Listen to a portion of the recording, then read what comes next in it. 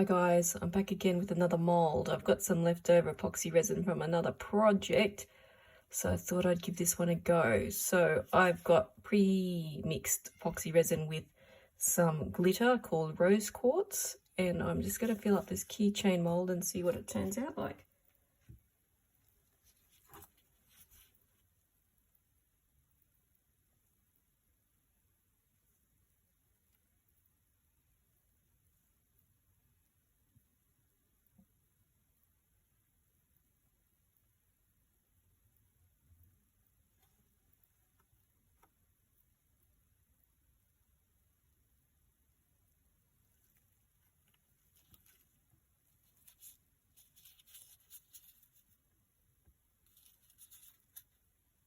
Making a mess, making a mess.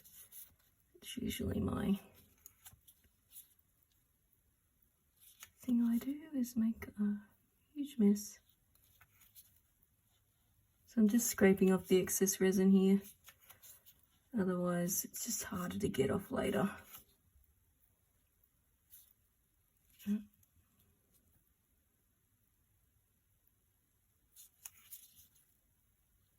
Okay. Gosh, can't even see that. Right. I'm just going to take my toothpick mold like usual, and I am just going to push down the resin to make sure that there's no air bubbles. And then I'll let it sit and cure for a few days and be back. Okay, it's been a few days. Time to unmold.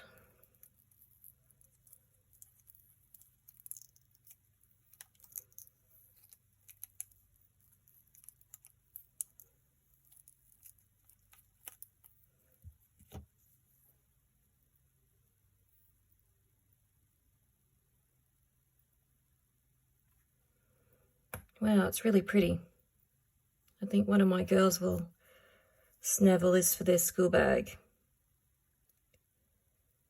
Well, a quick and easy mold to use with great results.